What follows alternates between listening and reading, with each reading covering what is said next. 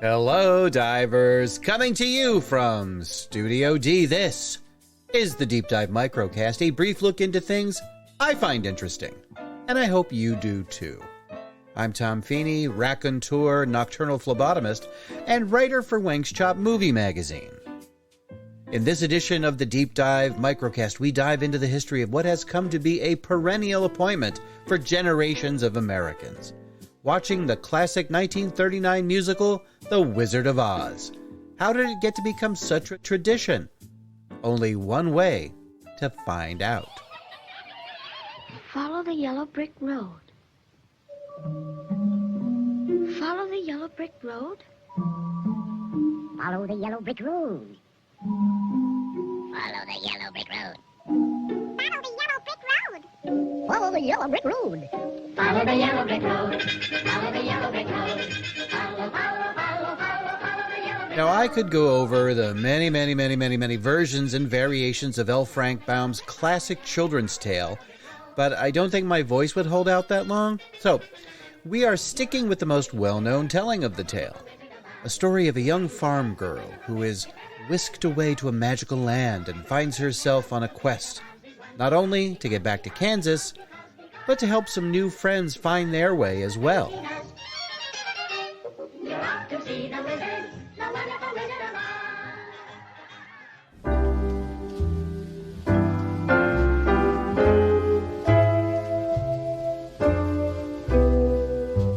Now, the history of the making of The Wizard of Oz has been covered ad nauseum elsewhere. There are no less than a dozen books that detail the behind-the-scenes goings-on of the production. And there were a lot of goings-on. And we'll get into a bit of that later on in the podcast with a special guest. The Wizard of Oz premiered in theaters in August of 1939. While the film was a critical success and did fairly well at the box office, it ultimately lost money during its initial release. The production was so expensive that the studio, MGM, lost money. The film wouldn't turn a profit until a theatrical re-release a decade later. And it wouldn't be until the 1950s that The Wizard of Oz would make its way onto the small screen. The Columbia Broadcasting System, or CBS, had been operating a television network since 1941 and a radio network since 1927. They were known as the Tiffany Network because they were considered the best of the best when it came to the quality of their broadcasts. When MGM made the broadcast rights to The Wizard of Oz available, CBS stepped up and was willing to pay a princely sum, at the time, of $225,000 per airing of the movie. And so, on the evening of Saturday, November 3rd, Dorothy, the Scarecrow, the Tin Woodsman, and the Cowardly Lion made their television debut.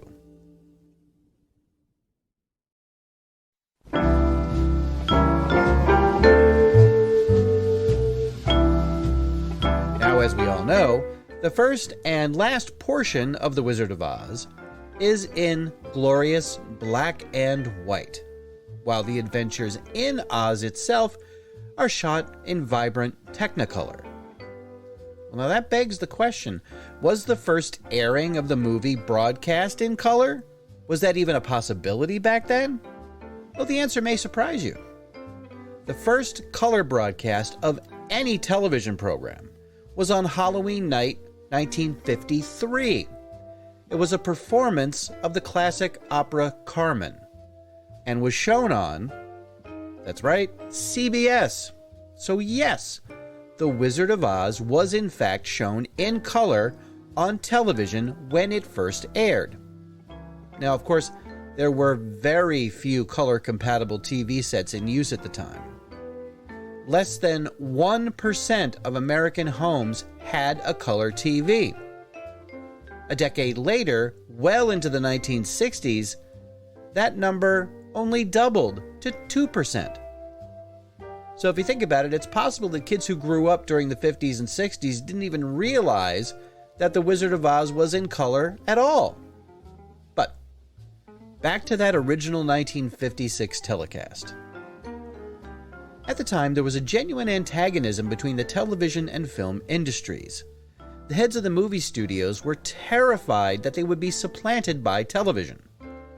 This meant that many movies were not made available for broadcast on television, especially the more popular movies. So it was a bit of an unprecedented event when The Wizard of Oz premiered in prime time and uncut on television.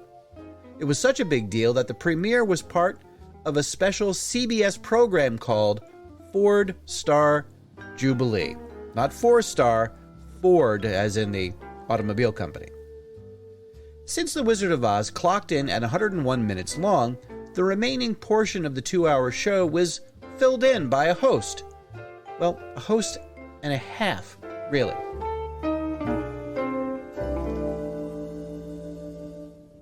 Most of you sitting with your families tonight will find a special pleasure in being acquainted with a story, characters, and familiar music which have timeless appeal.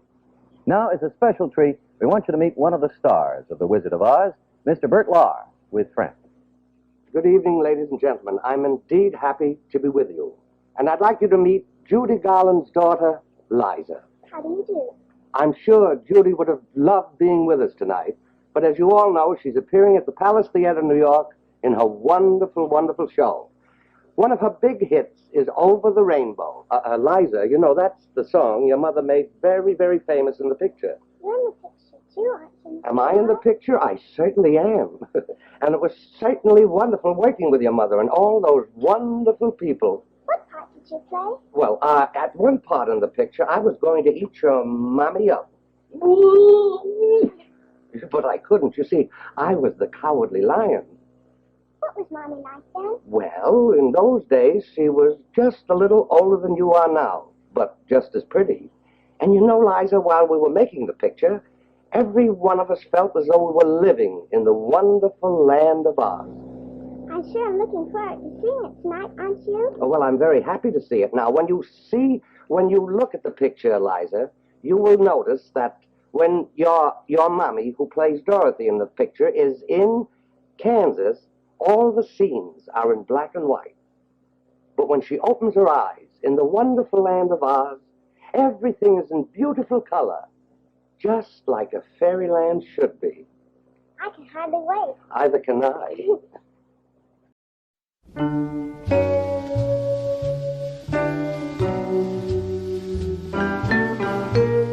This episode of Ford Star Jubilee was hosted by none other than the Cowardly Lion himself, actor Bert Lahr, with a little help from Judy Garland's daughter, a 10-year-old Liza Minnelli. The original telecast of The Wizard of Oz was a ratings success, with more than half of all TVs in America tuned in to see how Dorothy and Toto get back to Kansas. For the next decade, whenever CBS would air the film, it would be hosted by a different celebrity, including icons of the time Red Skelton, Danny Kaye, and Dick Van Dyke. Over the years, the audience for The Wizard of Oz on television grew and grew. From 1959 until 1991, the movie ran every year in prime time, either during the Christmas holiday season or around Easter time. Except for one year in particular. One year that the film did not air at all. Now, since 1960, The Wizard of Oz had been shown in early December. But in 1963, Americans were not in the mood for a musical fantasy into a world of make-believe. I have just talked to Father Oscar Hubert of the Holy Trinity Catholic Church. He and another priest tell me that the pair of men have just administered the last rites of the Catholic Church to President Kennedy. President Kennedy has been assassinated. It's official now. The president is dead. Women here in shock, some have fainted. Grown men, Secret Service men standing by the emergency room, tears streaming down their face. There's only one word to describe the picture here, and that's grief, and much of it. It's official. As of just a few moments ago, the President of the United States is dead. The assassination of President John F. Kennedy on November 22, 1963, sent the population of the United States into a state of collective shock. Television coverage of the event was non-stop on all three networks for days, if not weeks. America was in mourning. Although there has never been any official confirmation of this, it appears as though the traditional broadcast of The Wizard of Oz was intentionally postponed due to JFK's assassination. The film, however, would air the following January on CBS and would continue doing so until 1967, when the rights to broadcast The Wizard of Oz would go to rival network NBC. The Peacock Network would try something different and air The Wizard of Oz during the spring, usually March or April. CBS would regain the rights to the film in 1976, where it would remain for the next 22 years. We'll be right back after this important message.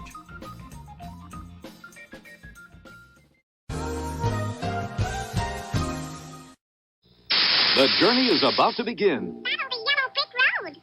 Follow the yellow brick road. You're in the land of Oz with Dorothy and three immortal friends, the Scarecrow, the Tin Man, and the Cowardly Lion, when CBS brings you an all-family special, The Wizard of Oz, Sunday at 7, 6 Central. Come take a flight of fantasy. Welcome aboard Delta. Oh! Fly Delta to the new Disney MGM Studios theme park at Walt Disney World, where you'll see how movies are made and be part of the action. Your road to stardom starts on Delta. The last time Dorothy flew, she was in a house. Let Delta and Disney make your fantasy come true. I have a feeling we're not in Kansas anymore. Welcome back. Now, I have a very, very special guest here with me in Studio D. She is a self-proclaimed expert on The Wizard of Oz and is appearing as the Cowardly Lion in an upcoming production of the stage musical. And, of course, I'm talking about none other than my own daughter, Catherine. Hello. Hello there. How you doing, Katie? I'm doing all right. Listen, thank you so much for making the trip out here to Studio D for this purpose. I really do appreciate it. Of course, it was a pretty long and grueling journey, and I lost a couple fingers on the way, but I'm doing okay. It was worth it. We do appreciate it. We really do. We really do. So now, as I said just a moment ago, you are appearing in a stage production of The Wizard of Oz, correct? That's true. As the Cowardly Lion. Also true. So what sort of preparations did you make for the role? What kind of, did you study the movie? Did you look at any other incarnations of the Cowardly Lion? What was your preparation like? I watched the movie a couple times. I mostly watched my scenes a lot. I was working on memorizing my lines, of course. I actually watched a lot of other productions by schools that were up on YouTube. And this feels really mean, but I judge them very harshly to know what not to do. I see. And so what sort of mistakes do you think that the other performers made? You know, they always just try and copy Bert Lahr's performance in the original movie, and it never works. You think that would be the easiest route to go, but if you can't pull it off, it seems kind of like, sad. You really can't top the OG. That's just how it is. You got to do your own thing. So how's your approach going to be different? I toned down the voice a little bit. I still do the voice, obviously, but I was told by my director that if I do the voice too much, people won't know what I'm saying. Oh. So, which is fair. But, I think doing a slightly different voice helps me to not just copy how it is in the movie, which is what a lot of people end up doing. So what about the physicality of the role? Are you taking anything away from the movie, or are you trying to just kind of do your own thing, or is it mostly just from the director's point?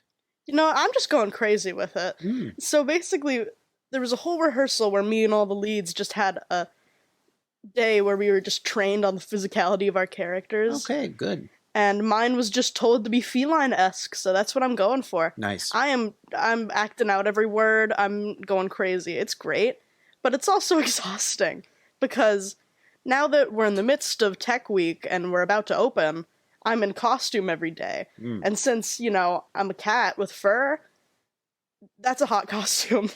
Yeah, I can imagine. Also, I know that when you've come home from rehearsal, you're pretty much a sweaty mess. Yeah, that's true. But what's interesting is that your counterpart in the movie also had the same issue. That's very true. That's my first fact I'm going to bring to you today. Burt Lahr in the original movie had a lot of issues regarding his costume. But the main thing that I think isn't talked about enough is that Burt Lahr's costume in the movie is made of real lion. Okay, I guess back in the late 1930s, that was not considered to be problematic. Well, it was made of 2 lion skins, stitched together, basically. They had tried a faux fur costume, but it just didn't look right, because I suppose faux fur technology wasn't as advanced as it is today, so it didn't look right. So they just decided to stitch 2 lions together. They also had a different costume made of 2 different lions, but since lion patterns are so distinct, you couldn't really switch them out without being noticeable. He had to wear that all the time, in all of his scenes, under hot Technicolor lights, in a studio with no windows. Oh my goodness, yeah, that must have been torture. Yeah, by the time he had ended his shooting for the day, they would put the costume in a bucket to let it dry off all the sweat. Gross. Yeah, apparently he smelled terrible. The poor man. Oh man, that's not good. Yeah. But he wasn't the only member of the cast, of the main cast, that had problems with their basic look. No, he was not. So I'm going to tell you the very interesting tale of Buddy Epson and Jack Haley. So, Buddy Epson was originally supposed to play the Scarecrow, but Ray Bolger wanted to play the Scarecrow so badly, he really fought for the role, so they decided to put Buddy Epson in the role as the Tin Man instead. But the problem is, when they put him in the makeup, he had an awful allergic reaction to it, and had to be sent to the hospital. And by the time he had gotten out, they had already recasted Jack Haley as the Tin Man. Oh, man. Yeah. That's not good. I mean, I guess it was an earlier kind of metallic paint. Yeah. That it was not safe. I suppose not. Because it had real tin in it. Yeah. But, don't feel bad for Buddy Epson, because he went on to play a couple of iconic roles on television as the patriarch of the Clampett family in the Beverly Hillbillies TV show, and of course as Private Detective Barnaby Jones on another CBS program. So he did pretty well for himself, so don't feel bad for Buddy Epson. My next interesting fact I have is that there's a handful, but the one I'm talking about is a big number that was cut from the original movie. Oh, really? Yeah. So, around the time after the main characters leave Oz to go find the witch, they were supposed to go into the haunted forest. And instead of being attacked by the monkeys, they were supposed to be attacked by jitterbugs. Jitterbugs? Yeah, they were these creepy little bugs sent by the witch to force the characters to all dance. Oh. So they would, I guess, dance off the slippers? I don't know, that's what she says. No, that's witch thinking for you. They had filmed the whole number, and the recorded audio by all the original cast members is perfectly up online. It's in the soundtrack. But there is no physical evidence of the filmed version out there, Really? besides some behind-the-scenes footage. And it took weeks to film. It was a big number. I only know about this because we're actually including the jitterbug in our production, and it's the only ensemble number I'm in, and it's torture because it's so much choreography.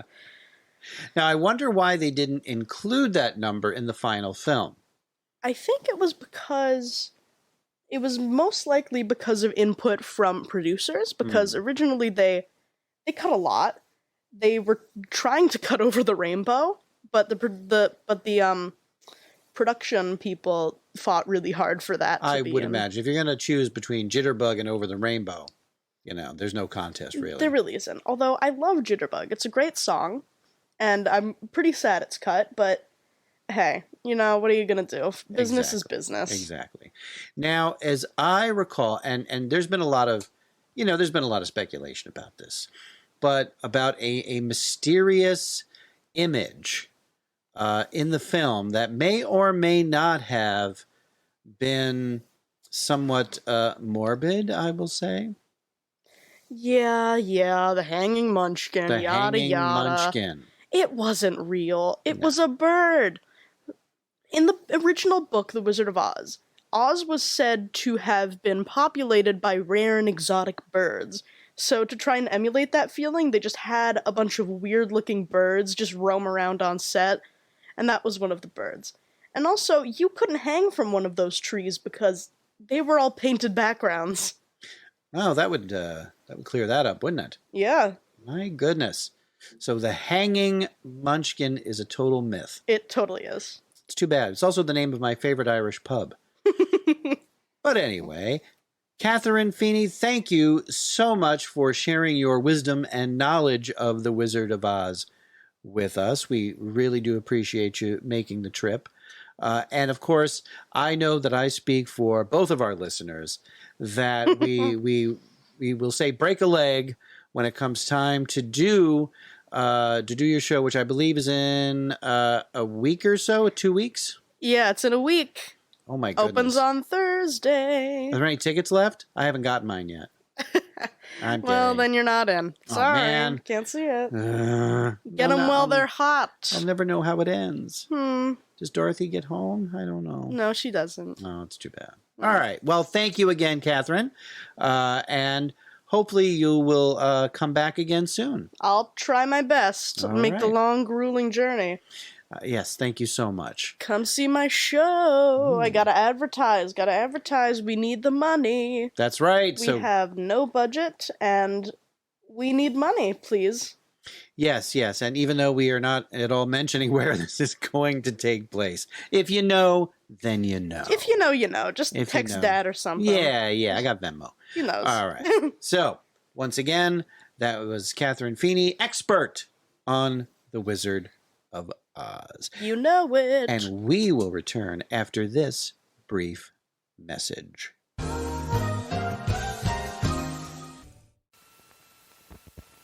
Everybody, come see. Not me, Dorothy. There's nothing to be afraid of, Cowardly Lion. It's a nice surprise. Close your eyes. All right. Now open them. See? Cure ads. Cure ad comic strips. Ouchless bandages with pictures on them of you and me. And me? Yes, Scarecrow and you. Tin Woodman, too. See? I like that one best. And even the Wicked Witch of the West. Oh, I could flip. Imagine me on a comic strip. Cure ad with a Telfapad that won't stick to the sore. Me, ouchless. Yes, now at the store. Wonderful comic strips with us on them. Us from Oz. Get yours right away. Ouchless Cure ad comic strips bandages. Today. Another fine product made by Kendall.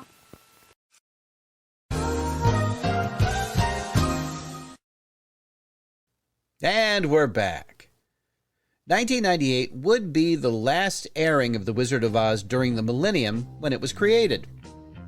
Fans wouldn't be able to see the film broadcast again until 2002, when the now defunct WB network began showing it for the next 4 years. From there, it was all about the cable. The Turner Broadcasting Company obtained the rights to The Wizard of Oz, and that meant the film would be shown on Turner's various cable outlets.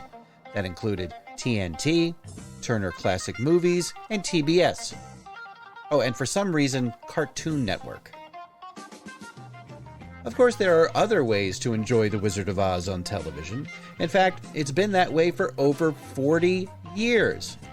In 1980, only a few years after the first commercially available videotape recorders were being sold to the public, The Wizard of Oz was released on VHS and Betamax. Those tapes are so rare now that they can fetch anywhere from a couple hundred to a couple $1,000s on auction sites like eBay. The Wizard of Oz has been released on virtually every home video format since then, with different versions having special features like making-of documentaries, audio commentaries, deleted scenes, etc. Of course, with each release, the quality of the film transfer gets better and better. Most recently, The Wizard of Oz was released on 4K Ultra HD Blu-ray. It is a spectacular looking transfer. Crystal clear, with vibrant colors and immersive sound, it looks as good as any modern movie.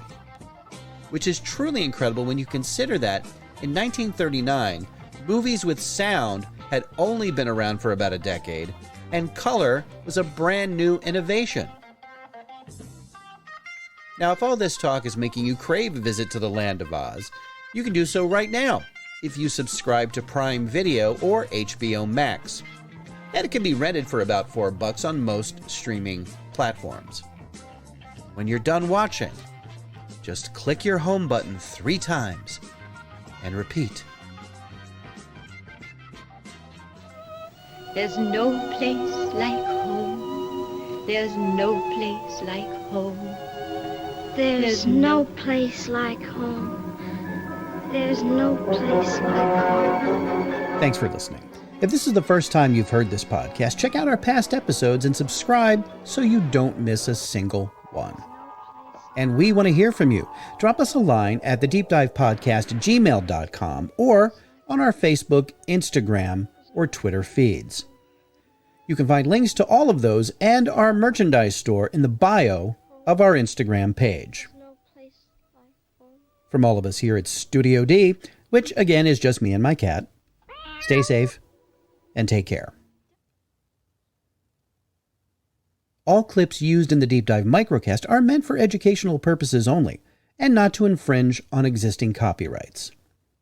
The Deep Dive Lounge theme was arranged and performed by Robert Acorn, based on the original composition by Ryan Blaney. The Deep Dive Microcast is a production of Automaton Studios. Pay no attention to that man behind the curtain. The great